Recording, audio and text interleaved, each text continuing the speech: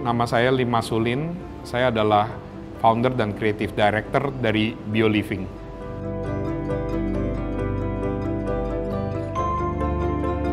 Anyaman itu ya boleh dibilang teknik ketukangan yang paling fleksibel.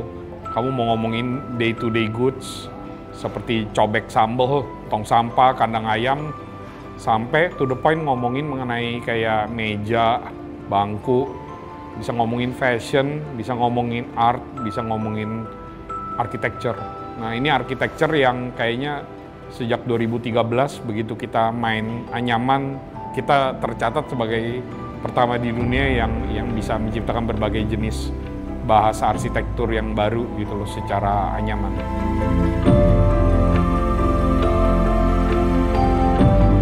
Sebenarnya secara brand kita kan juga BioLiving ya. Jadi dari 2008 kita udah tahu bahwa anyaman ini bisa menjawab tantangan environmental secara masif gitu loh. Bayangkan kalau satu gedung itu pakai anyaman itu bisa ribuan sampai puluhan ribu meter persegi. Bukan hanya anyaman itu akan pakai sumber daya banyak, tapi banyak orang nggak sadar anyaman itu bisa ngedinginin gedung gitu loh. Jadi saya nggak mau kita masyarakat makin bertumbuh, konsumsinya makin banyak, terus nyampainya makin banyak.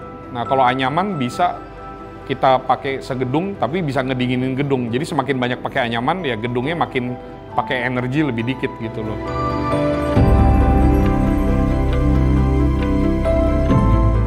Untuk material teknologi tertentu, kita ada riset sampai produksi sih.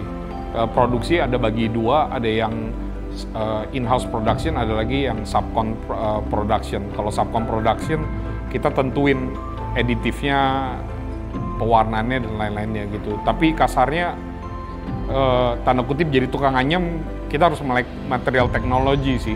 Ya mungkin bedanya BioLiving, kita punya dedicated team sekitar 6-8 orang yang semuanya arsitek gitu, yang setiap hari kerjanya ya riset gitu loh. Jadi mungkin ya itu cara yang agak kontroversial ya, maksudnya kalau perusahaan profit oriented, kalau kita ya research oriented sih gitu loh.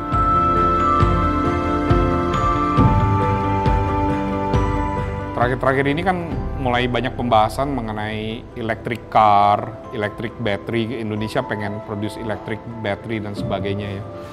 Jadi dalam hati saya, tantangan yang saya punya dari 2008 untuk jadi seorang Indonesia yang sangat ahli dalam environmental solution, bisa nggak kita melihatnya dalam level international atau global gitu loh. Bisa nggak Indonesia bisa jadi poros atau epicentrum kreativitas yang sangat environmental gitu loh.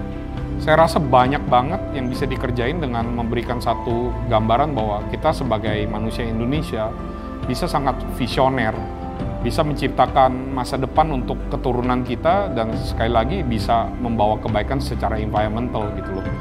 Kalau di generasi ini bisa membawa kebaikan secara environmental, saya rasa ke anak cucu kita akan dilihatnya bertanggung jawab gitu loh, untuk memperbaiki bumi dengan baik gitu. Dan being an Indonesian ya, not trying to be everyone else, just trying to be an Indonesian gitu loh.